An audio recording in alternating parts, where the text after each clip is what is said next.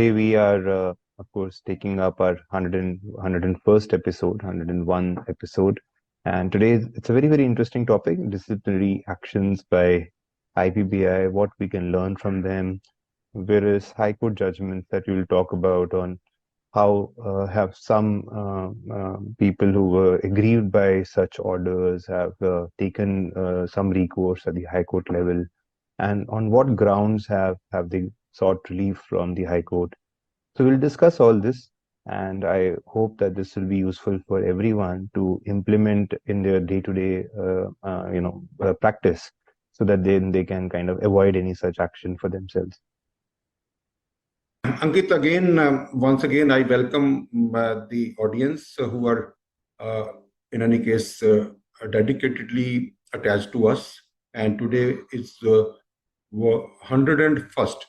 101 is the total number of episodes that we have conducted. And on 10th of March 2024, when we celebrated the completion of 100 webinars of AAA weekly webinar series, it was really a great moment for us. It was a memorable moment for us, and the kind of motivation that we received from 4 former NCLAT members and 7 former NCLT members, and none other than Justice 𝐲𝐸𝐬𝐜𝐬 and also the managing directors of IPAs. They in fact came, and former whole-time members of IBBI, they came to motivate us and to bless us and to appreciate the efforts that we have done for giving this free education to all our audience, to stakeholders, to students, and to scholars. The most important message that was given by Justice 𝐲𝐸𝐬𝐜𝐬 in that speech on our event of celebrations on 100 webinars, that there is a concept called corporate social responsibility, CSR. So he actually kind of launched another idea of professionals' corporate responsibility. Instead of CSR, it actually became PSR, professionals' social responsibility. So he says that the professionals can do this kind of social work by just spreading the experiences, spreading the knowledge, so that the litigation can be reduced, so that the most of the people, they comply with the law and they understand the law in a right manner. So that was the best comment that we received, and all other motivations that we received. And in fact, the former full-time member, Ms. Mukulata Vijayvargiya, in fact, while she was sitting there and she was listening to what this event is regarding, so she wrote a poem. Right there and then, she wrote a poem on the effort that we made, and she actually recited that poem there and then. So taking the motivation from all that event, from all those dignitaries and various other friends who actually, and the professional colleagues who in fact graced the occasion, it was really a motivating event for us. Now, as Justice 𝐲𝐸𝐜𝐬𝐜 said, that it is our professional social responsibility that we should keep on distributing our knowledge and also kind of sharing our experiences. And we have only done this with one tagline, with one motive, that is, it is our way of learning. So if this is our way of learning, and therefore we are doing it for ourselves, we are not doing for any other person. So this is our way of learning. So when we do this, we also learn. To be very honest, with the same message that we received from Justice 𝐲𝐸𝐜𝐬𝐜 on that our event, we also think that to reduce litigation and to reduce the disciplinary actions, it is very important that we should understand the relative law, the regulations, the bylaws. In case we understand all this and we are aware of all this, then it would be really helpful to comply with all these regulations and also to reduce litigations. To start with this, before we actually go ahead and see what kind of disciplinary actions have been taken by IBBI, first of all, we must know what is the relevant law, what are the regulations, and then the kind of other guidelines which are used by IBBI for all these disciplinary actions, show cause notices, inspections, and investigations. So this is where we actually wanted to say that this important part today is that we should start with the code. So when we actually looked into code, we could find, our research team could find section 217 of the IBC. And it is section 217 is under chapter 6. So first of all, the 217 is against the complaints against IPA or its members or information utility. Now, its members means insolvency professionals. So therefore, the complaints against IPA, IPs, or the IUs, that is where this section 217 is there in the code.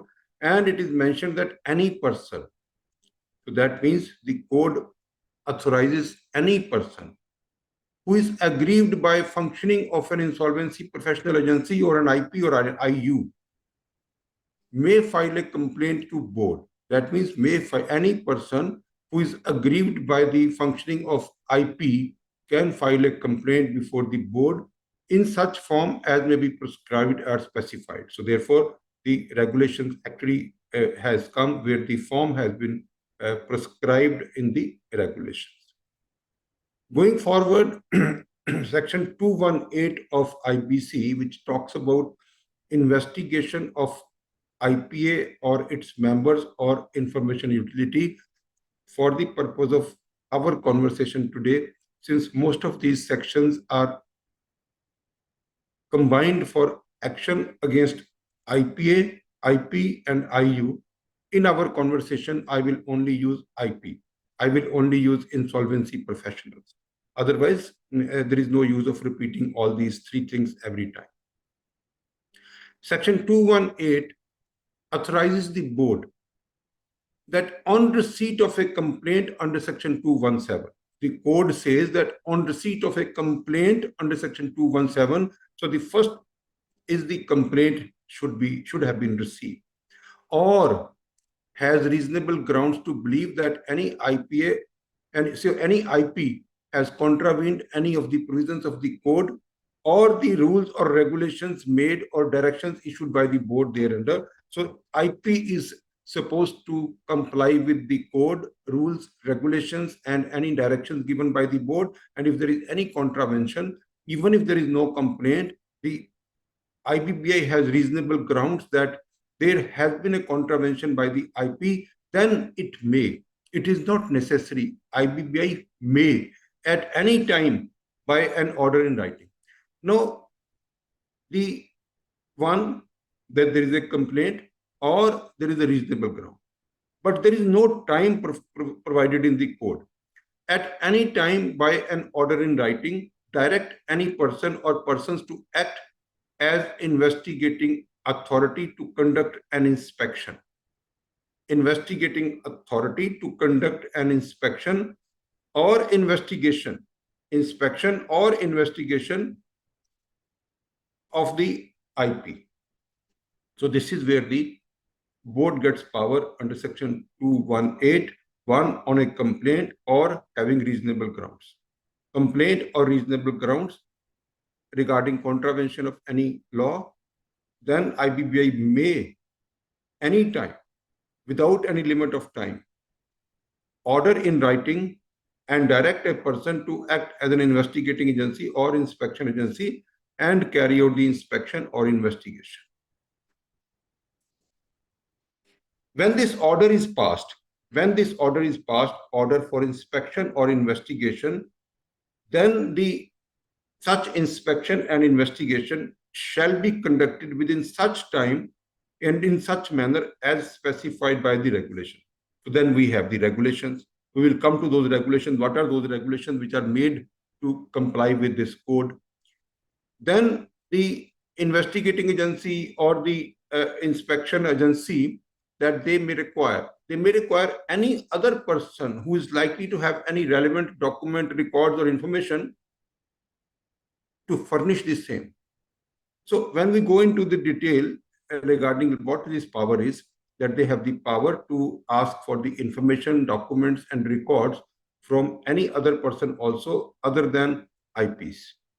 And such person shall be bound to furnish such document, record, or information. But then there is a proviso which says that the investigating authority shall provide detailed reasons to such person before requiring him to furnish such document, record, or information. The reason that why this is important and why it is required. The subsection 4 actually has given the powers to investigating authority during the course of inspection and investigation that they can enter any building, they can enter any place where they have reasons to believe that such documents, records, or information relating to the subject matter or the inquiry may be found. So they have a right to enter into the premises. They have a right to enter into the building. They should have only reasons to believe that such records may be available in this particular place, and then may seize. They have a power to seize any document, record, information, or take extracts and copies thereof. So when they do this, they have to take care of section 100 of the Code of Criminal Procedure. They have to take care of, their powers are again governed by the section 100 of the Code of Criminal Procedure. So therefore, these powers, one, that they can enter into a building, they can enter into a place, they can find information, they can seize, they can take copies. However, all this action that would be under section 100 of the Code of Criminal Procedures, then the investigating agency shall keep all these books and registers and other documents and all records for a period which is not later than the conclusion of the investigation, not later than the conclusion of the investigation, or as it considers necessary thereafter, and shall return the same to the concerned person from where this particular documents or records were seized. Then, like again, the provisos say that the investigating authority, before returning such books or registers and documents, they may even place some identification marks on them, because see, this is what they verified, this is what they used, and this is what is the identification marks, so that this, again, if it is required, it can be reproduced by the same person as per the requirements of any investigating authority. Then under subsection 6 of 218, a final report, inspection report, or an investigation report shall be prepared, and it will be submitted to the board by the inspection agency authority or by the investigating authority. So these are the two authorities which are finally defined by the regulations, and inspection authority and the investigating authority. And finally, the report would be submitted by the investigating authority under subsection 6. Now coming to section 219, which talks about the show cause notice to IPs. Show cause notice to IPs are issued under section 219 of the IBC, and it says that the IBBI may. It is not shall, it is IBBI may, upon completion of an inspection or investigation. On completion of an inspection or investigation, when we read this code, we probably understand that without inspection and without investigation, the action cannot be taken. When we go to the regulations, then we see that there is a possibility of interim show cause notice also. Without inspection, without investigation, the regulations have been made in such manner that the IBBI has taken the powers to even give an interim SCN before any inspection or before any investigation is conducted, although those provisions are not there in the code. Those are in the regulations. Now, what the powers have been given under Section 219 to the IBBI is that the IBBI may, upon completion of an inspection or investigation under Section 218, issue a show cause notice to such IP and carry out inspection of such IP in such manner, giving such time for giving a reply as may be specified by the regulation. So the first was there was a inspection, or there was a investigation, or there was a reasonable grounds available with the IBBI that an inspection can be started or an investigation can be started, and then the show cause notices can be given. However, after the show cause notice also, the replies would be submitted, and also the show cause notice, even the inspection can be conducted by the inspection can also be conducted even after the show cause notice.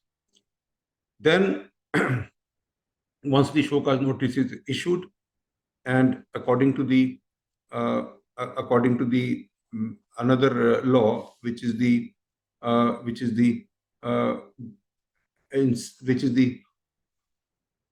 bylaws, of IPAs.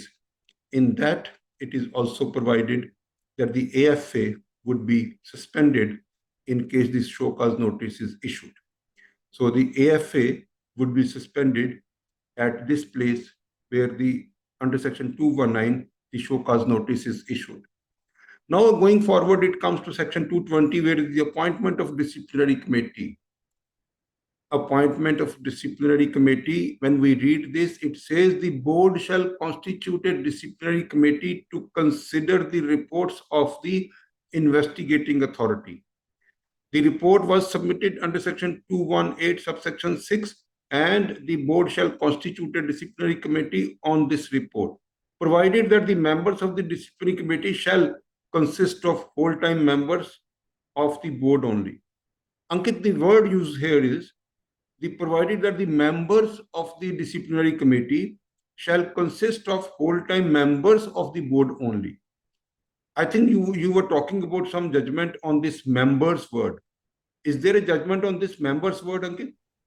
So there's a judgment which came in from the Bombay High Court in the case of Mr. Partha Sarthi Sarkar, where the High Court said, rather Mr. Sarkar pleaded that the inspection order that was sent by the IBBI, or rather internally generated by IBBI, was actually signed by an assistant general manager in IBBI.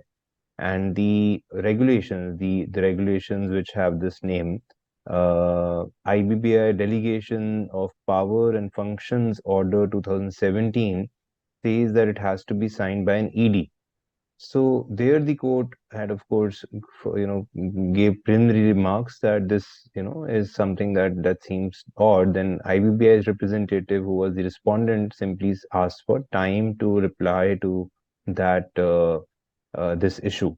And in the meantime, the High Court did stay the order which was passed in his case.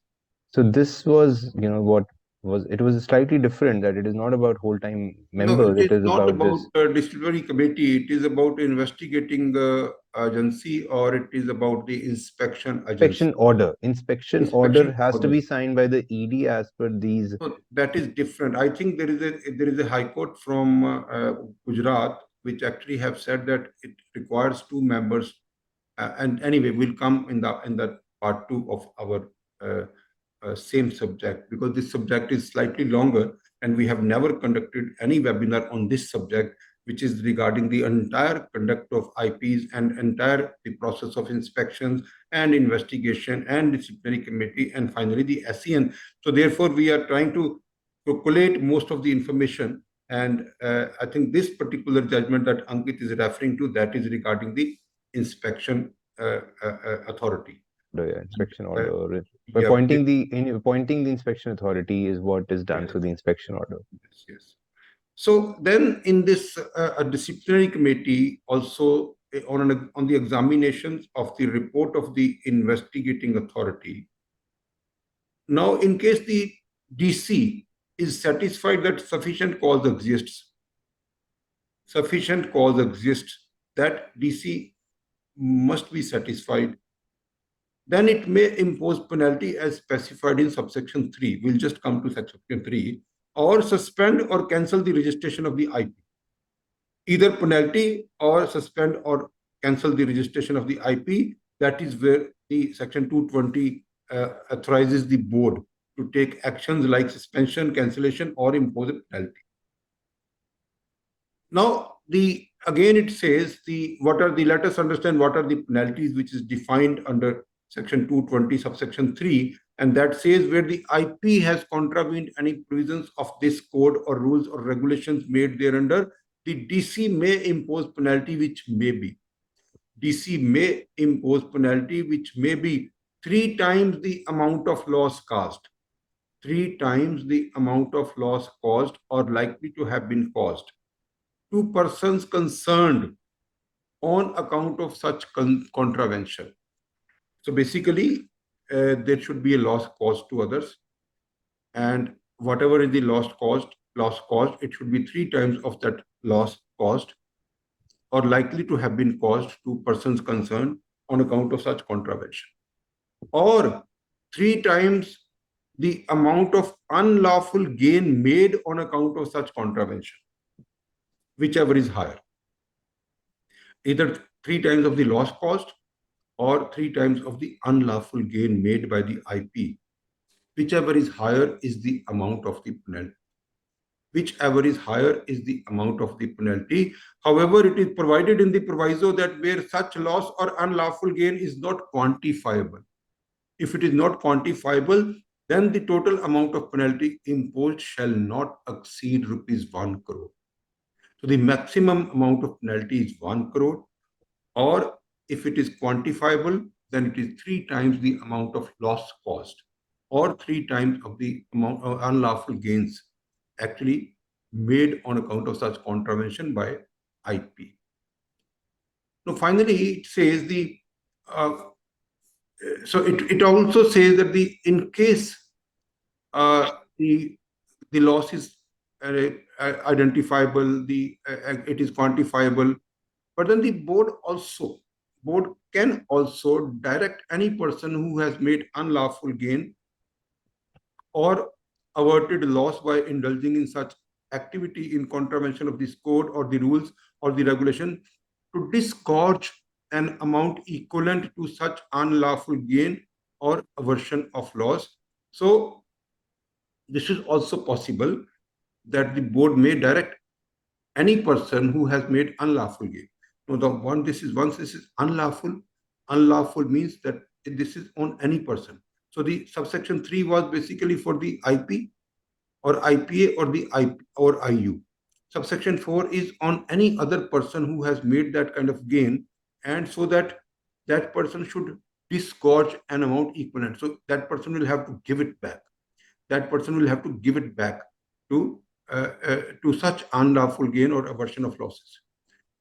Now, the board may take such action as may be required to provide restitution to the person who suffered loss on account of any contravention from the amount so disgorged.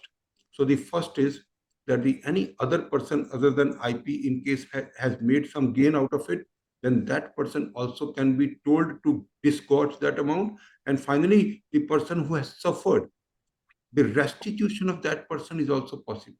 The restitution of that person is also possible who suffered loss, and whatever amount was disgorged by the other person, out of that amount, the restitution can be provided. The loss of that other person can be compensated directly, and that is what is the although the regulations have been made, but then we have not seen any such order so far where the other persons are also held liable and they have been told to disgorge that amount, and the restitution has been provided to any person who actually have suffered loss.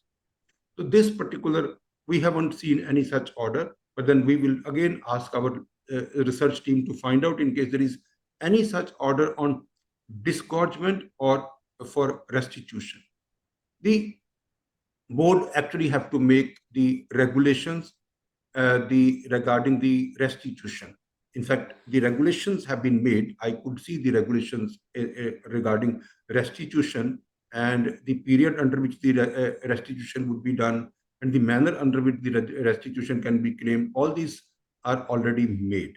All this is already made. So, Ankit, we have seen these provisions of code, and now we also have to see, like, when the so from one thing that we have seen, the complaint. So therefore, in fact, the IBBI also issued regulations, which is called IBBI Grievance and Complaint Handling Procedure Regulations, and the last update was made on 14th June 2022. The last update was made on 14th June 2022, and the name of this regulation is IBBI Grievance and Complaint Handling Procedure Regulations 2017, and the last update is 14th of June 2022. And the other regulation that we could find is the IBBI Inspection and Investigation Regulations. Inspection and Investigation Regulations 2017, and the last update is available on 14th of June 2022. The other important regulation that we must refer is the IBBI Insolvency Professional Regulations, and more importantly, first schedule of Insolvency Professionals Regulation, which are under Regulation 7, Sub-Regulation 2, which is called Code of Conduct for Insolvency Professionals. So if there is any violation of Code of Conduct, then of course the action under all this Section 217, 218, 219, and 220 actually can be called for. And any kind of non-compliance of any section or any other regulations or any other directions, all this can be called for. Now, the scenario is, like, in case we have to just see what is the kind of regulations regarding complaints. Because see, unless we understand the basic law, it would be difficult to comment on the orders passed by the Disciplinary Committee of the IBBI. So therefore, today we thought that we should actually discuss about the basic law and regulations and the procedure. So therefore, we are focusing today on the basic law, regulations, etc., so that we are able to understand the IBBI's powers and IBBI's orders in view of all this law, which is already fully placed. So, Ankit, when we discussed this IBBI grievance and complaint handling procedure regulations, and it was amended on 14th of June 2022, I would only deliberate on the very, very important part. So the one definition is very important, the definition which is found in Regulation 2, Sub-Regulation 1A, and the regulation is aggrieved. The definition of aggrieved, because it's aggrieved word is used many times. So the definition of aggrieved is that it means a stakeholder who has filed a grievance with the board on failing to get his grievance redressed from the concerned service provider. Now it shows that a person can be aggrieved only if he files a complaint or a grievance. Aggrieved person is filing a grievance. So if a person is aggrieved, so he actually is filing a grievance, and he will also have to prove that he has failed to get grievance redressed from the concerned service provider. The service providers in this case is IP, IPA, and the IUs. I believe even IPE also, because the IPE came later. So I believe this is applicable to IPE also. But in this code, I could not find IPE. In this complaint handling process, I could not find IPE. And in the model bylaws and in the inspections, I could not find IPE. However, we are still studying, and in case we find IPE, we will come in the second part of this subject. So the other is the important part is the associated person. When a complaint is being handled, there are a lot of people who are considered as associated person. When an inspection is being done, then there is a information that can be asked from associated person. So the associated person has been defined, means a proprietor partner, director, officer, or an employee of a service provider. A professional or a valuer. So one is the service provider. As I'm saying, the service providers are IPA, IP, and IU. The first associated person is the proprietor, partner, director, officer, or an employee of all these service providers. And then a professional or a valuer engaged by a service provider. A professional or a valuer engaged by a service provider or any other person acting for or on behalf of a service provider. All these are associated persons. Any other person who is acting or other person for on behalf of the service provider. Now, there are other definitions given is the complaint. One is the complaint and the other is the grievance. The complaint is defined as a written expression by a stakeholder. So first of all, it is now actually becoming very clear that the complaint can be filed by a stakeholder. Though even aggrieved should be a stakeholder. When the definition of aggrieved started, it started with a stakeholder. Then we are also getting a definition of stakeholder. So let me even first of all discuss about the definition of stakeholders. Now, the stakeholder is defined in this regulations only, means a debtor, a creditor, a claimant, a service provider, a resolution applicant, or any other person having an interest in the insolvency, liquidation, voluntary liquidation, or bankruptcy transaction under the code. So he has to be a stakeholder before he is entitled to file a grievance, or before he is entitled to file a claim. He has to be a stakeholder before he calls himself as an aggrieved party. For the purpose of having for the purpose of being a stakeholder, he has to be either debtor, creditor, complainant, or a service provider, or a resolution applicant, or any other person having an interest in the assignment of insolvency resolution process, liquidation, voluntary liquidation, or bankruptcy. Then coming to the definition of complaint, when the complaint means a written expression by a stakeholder. So two things are important. One, it has to be written, and one is it has to be a stakeholder. So the complaint has to be in writing, and it can only be filed by the stakeholder. If a person is not covered under the definition of stakeholder, then the complaint is not valid. Then the complaint should allege contravention of any provisions of the code. So the complainant must say that this provision of the code has been contravened, or rules or regulations or the guidelines has actually been contravened by a service provider or any of its associated person, and includes a complaint cum grievance. It's a complaint, grievance, and also complaint cum grievance. So there are three concepts: complaint, grievance, and the complaint cum grievance. So first of all, it has to be an aggrieved person. So the aggrieved person can only be a stakeholder. Complaint can only be filed in writing, and also he has to be a stakeholder. Now, let us try to understand the grievance. Grievance means a written expression by a stakeholder, again a stakeholder, of his sufferings on account of conduct of a service provider. So this is a grievance. In the grievance, he is not supposed to say that he has contravened such particular section or such regulation or such direction of the code.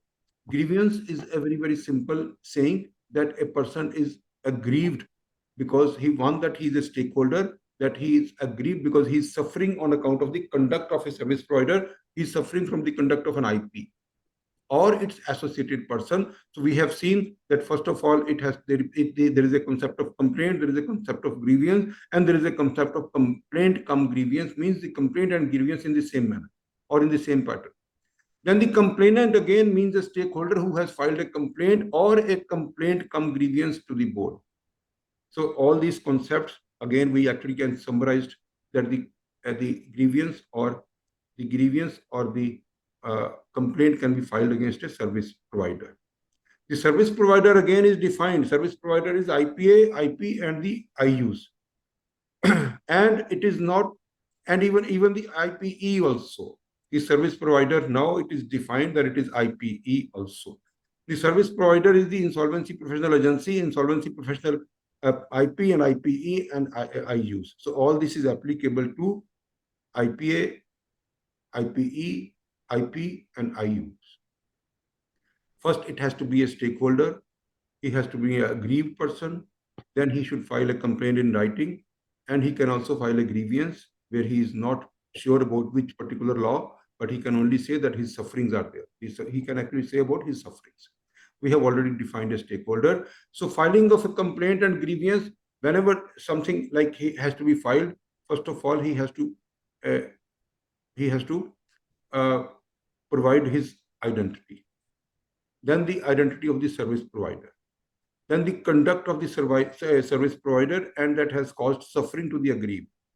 Then the details of the suffering, whether pecuniary or otherwise, that has to be again mentioned in the complaint. And how the suffering has caused and how he has become aggrieved, and what efforts he has made so that the grievance should be addressed or redressed, and then how the grievance may be redressed. These are all everything that he has to say in the grievance or in the complaint, and this complaint can be filed in Form A, and it actually should be filed with a fee of with a demand draft of rupees 2,500, or even the money can be given online to IBBI with which is a payment of 2,500 rupees, and it should be filed. There is a timeline. The grievance or the complaint can be filed within 45 days of the occurrence of cause of action. Occurrence of cause of action, only within 45 days it can be filed. And also, in case the reasonable cause is provided, the IBBI can extend this particular period of 45 days to 75 days. So IBBI has the power to extend it by 30 days. So that is the timeline. Beyond this timeline, the complaint or grievance cannot be filed within 45 days or within 75 days of the cause of action. Now, the IBBI have already provided a dedicated portal for filing this complaint, and that can be found on ibbi.gov.in. The identity is very important to be disclosed to IBBI. If a particular complaint is filed without the disclosure of identity, then it cannot be accepted. If a complainant has appointed an authorized representative, the identity of the authorized representative has also to be disclosed. However, the complainant can actually make a request to IBBI that the identity may be kept confidential, and IBBI shall keep it confidential unless its disclosure is necessary. Unless its disclosure is necessary, and every kind of complaint should have a registration number, and they can also combine couple of complaints combined in one complaint if the matter is similar or if the complaint contents are similar. Now the even regulations have provided for the disposal of the grievance also. The disposal of the grievance or the disposal of the complaint. Both are similar. What is the disposal? Seeking additional information from the service provider or from the aggrieved or from the complainant. That is the power of the IBBI. Then they can seek additional information from aggrieved, from the complainant regarding the grievance, regarding the complaint. Then the service provider or the complainant, they have to give this information within 7 days. And this 7 days can only be extended by IBBI after recording the reasons by 7 days. So the maximum time permitted is 15 days, and that too, only one 7 days extension can be given by IBBI. Otherwise, all this information has to come within 7 days, and the information can be from the complainant, from the aggrieved, from the service provider. So this has to be given within 5, 7, or additional 7 also. The grievance has to be closed within 30 days from the receipt. From the days of its receipt, it has to be closed within 30 days, and if it doesn't require any redress. And in case any grievance requires redressal, and then 30 days time can be given by the board to the service provider for redressal of the same. For the redressal of the same, the 30 days can further be given by the board. Then there is a again the in fact the board has also made regulations for itself. The one that in case any grievance is received, I believe not the complaint but grievance.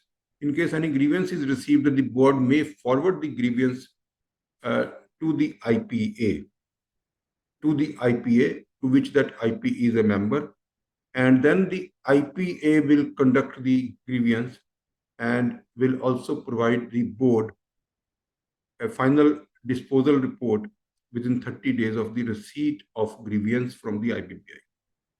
So IBBI can do everything itself. However, I believe the IBBI can also forward this to IPS for the necessary action at their end. Now, the complaint and the grievance, we have seen that it actually can be disposed of. And in the case of complaint, there is an additional possibility that in case the complainant has filed a complaint and the IBBI is of the opinion that no action is required to be taken, so that should be communicated to the complainant. And that should be communicated to the complainant within 30 days. So the 7 days for getting additional records, 7 days for seeking information from the complainant or from the service provider, 7 additional days at the liberty of the IBBI, and then again 30 days it has to be disposed of. And in case the complainant is not satisfied with the disposal, then he can file a review, and that review also will be disposed of within 30 days. And in case the board is of the opinion that prima facie case is being made, then a show cause notice can be issued. The show cause notice can be issued in 2 ways. One is under Regulation 11 of the Inspection and Investigation Regulations, and then also under Chapter 3 of the Code. Under Chapter 3 of the Code, then we also have in case the IBBI finds that this complaint was not frivolous, then this amount of 2,500 can be even refunded back to the complainant. The IBBI also will release the kind of statistics off and on. So this is where is the procedures regarding the inspections, regarding the grievance from the aggrieved or from the complainants. So Ankit, is there any questions till now? So we can handle some of the questions, and then we can come to the another, which is important part, is inspection and investigation procedures. That is where we actually will go finally. So we have a question which says, what is the difference between inspection and investigation?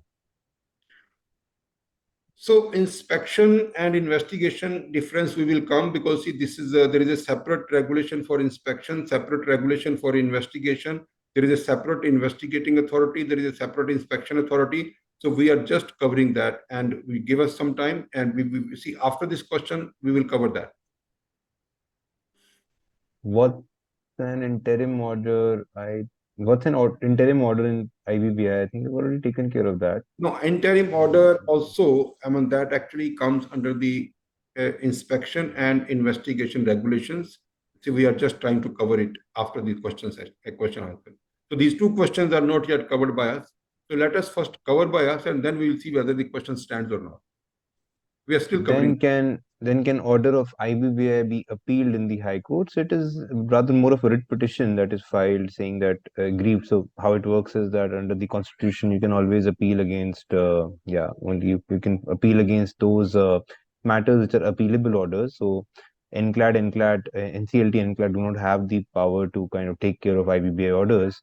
So then the natural option is to go ahead with the constitutional remedy of filing a writ petition.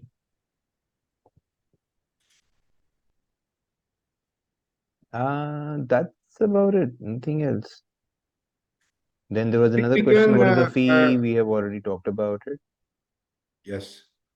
So we can also now discuss about the inspection and investigation regulations, and the last update was available on 14th of June 2022. And the some of the important things that we would like to say in this case is the again inspection and associate in the associated person is again is defined, and the definition is the same as we have seen there in the grievance and complaint procedure. Then we have already seen the disciplinary committee, but in this case also the disciplinary committee is defined in this regulation, and it says a committee of whole-time member, and in bracket it is S, constituted by the board under sub-regulation and under subsection 1 of section 220 of the code, provided that the whole-time member in bracket S in the disciplinary committee shall not be associated with the investigation or inspection. So that means the inspection and investigation is a different uh, uh, department, and the disciplinary committee is headed by a different whole-time member. So if the inspection and the investigation department is handled by one whole-time member, that member cannot become the disciplinary committee. So this is what is the meaning of this definition. Then is the investigating authority is defined as the officer, means an officer or a team of officers of the board which has been directed by the board to conduct the investigation of a service provider.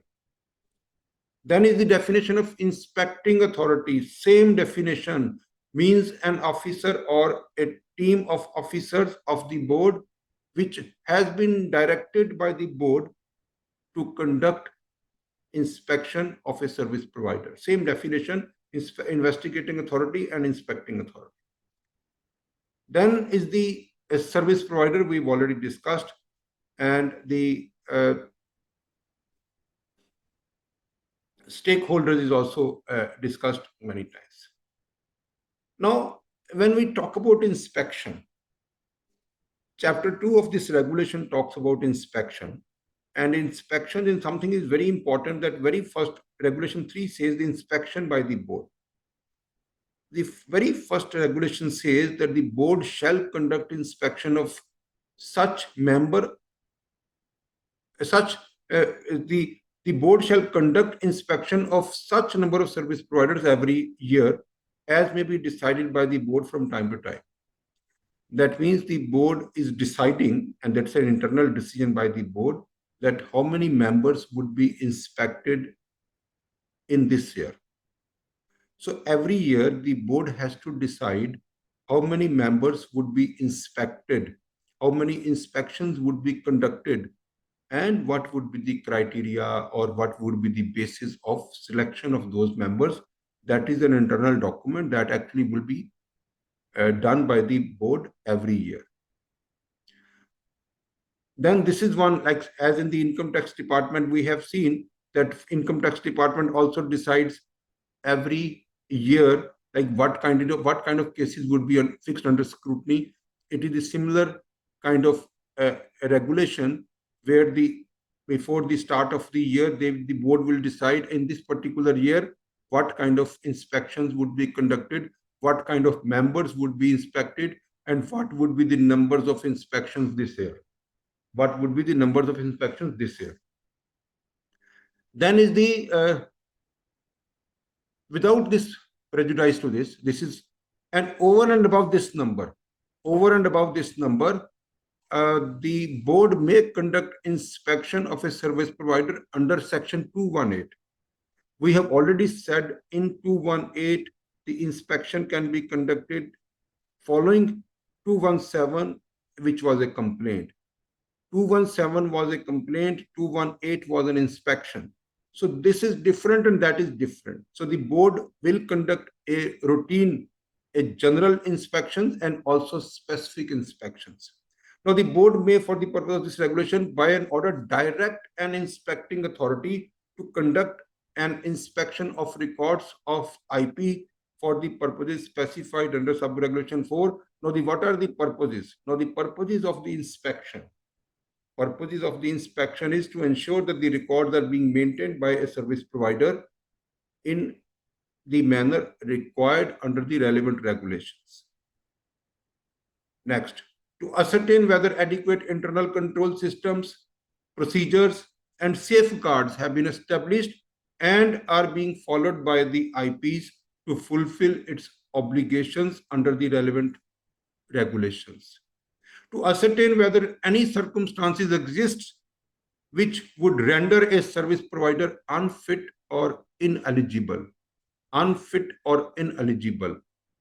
To ascertain whether the provisions of the code or the regulations or the rules or any other guidelines under or any other directions of the board are being complied with or not. To inquire into the complaint received from the stakeholders. The word stakeholders was added recently. Received from stakeholders or any other person on any matter having a bearing on the activities of a service provider and such other purpose as may be deemed fit by the board in furtherance of the objective of the code. And finally, when this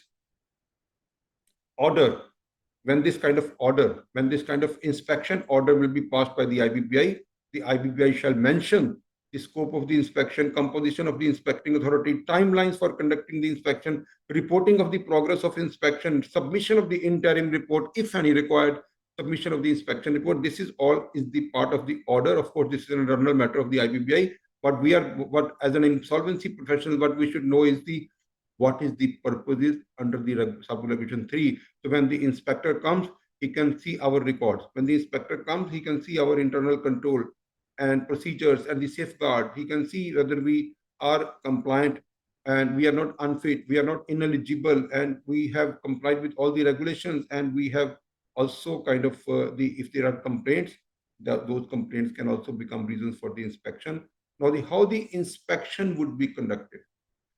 How the inspection would be conducted? The inspection can be conducted by giving a notice of at least 10 days. However, in some serious issues, in case it is kind of believed that some kind of records will be destroyed or mutilated or altered or falsified or even secreted, then this notice actually cannot be issued. Then the inspecting authority can immediately start without any delay. That notice is even not required if it is the apprehension that such kind of records can be destroyed. The huge powers with the IBBI, huge powers. Then the inspecting authority and they can actually ask from the insolvency professionals or associated persons to submit their records, and before the commencement of inspection, they can ask for the records. Then when the records are submitted to inspecting authority, then the office of the IP can also be visited. Office of IPE can be visited. Office of IPA can be visited. Then it is the duty of the IP or IPE or any other person like associated to allow the inspection and to furnish all the details, and also allow the inspecting authority to access the premises. They have to access the premises. They have to access the record. They have to examine the records, and they can take copies, and even they can actually have the copies of the records with them, and they can even they can record statements also from the associated persons, and that is the kind of process under which the inspections can be conducted. And all this has to be done. All this has to be done. Like again, there is a timeline, and within that timeline.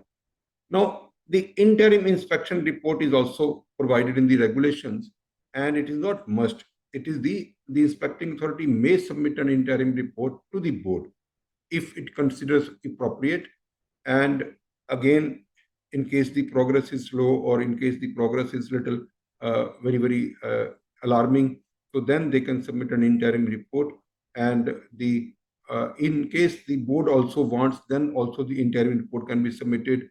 and if the board is satisfied that there is a gross violation based on the of the provisions, then immediately based on the interim inspection report also, if any action under section 220 is required, so immediately the matter can be referred to a duly constituted disciplinary committee. Based on the interim inspection report also, it can be a disciplinary committee constitution. And immediately the disciplinary committee also can pass an interim order. The disciplinary committee can also pass an interim order with appropriate directions to the IPs or to IPAs. As I said, that I will not repeat all the 4 service providers everywhere: IP, IPE, IPA, and the IUs. So therefore, all this is applicable to all the 4 service providers. So immediately the disciplinary committee can be activated. So the interim order shall lapse on the expiry of 90 days. So whatever interim order would be issued under this regulation 5, sub-regulation 4, that actually shall lapse on the expiry of 90 days. And the the 90 days would be the last that it can actually survive. Now is the from the inspection report. One is the interim report, and the other is the inspection report. And now the inspecting authority shall send a copy of the draft inspection report to the insolvency professional and will seek their comments within 15 days from the receipt of the draft inspection report. So inspection report or interim inspection report. Interim inspection report, there is no requirement of seeking a reply from the IPs. From the inspection report, there is a requirement of seeking comments from the IPs. Then the inspecting authority shall submit a copy of the draft inspection report to the board. The board shall examine the draft inspection report and whether inspection is complete and satisfactory or requires further inspection, and advise the inspecting authority accordingly within 15 days of receipt of draft inspection report. So the draft inspection report will go to board. The draft inspection report will go to a service provider. The service provider will give a comment within 15 days. The board can also give further advice within 15 days. And then after considering the comments and after considering the advice of the board, then the final report would be prepared. So Ankit, we have completed this part, which is the inspection part. That we can go up to investigation, but then we have already concluded our 1 hour. We will continue with this subject, and in the coming webinar, which will be 102 number episode, our episode number 102 would start with investigation and also various orders of the disciplinary committee, and that would be the real learning for the insolvency professional entities, like what kind of orders are being issued and what kind of non-compliances are being waived and what kind of non-compliances are being reprimanded and what is the present kind of orders from the high courts. So this is what we will discuss in the part 2 on the same subject, starting with the investigation and also in the reports, and also the disposal and the how the report will be considered, and the show cause notices and the restitution. This is all that we would do in the part 2 on the same subject.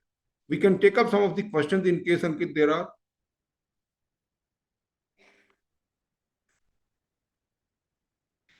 We couldn't complete the inspecting authority or inspection. We have investigation. We have not done investigation. There's a question on what is the liability and what are the duties of the IPE as IP towards the signing partner in an assignment, say CRP and vice versa.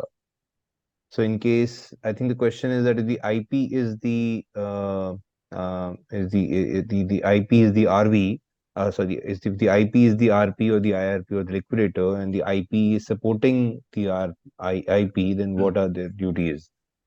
No, in the last amendment that they have done on 31st of January, the IBBI has clarified that in case the IPE is the IP. resolution professional Yeah. or the I think the liquidator, question is different. It is not talking about signing partner would mean that only, yeah. signing partner will see, like in case the IPE is the acting as IP, then the signing partner would be responsible for all the contraventions and for all the disciplinary actions.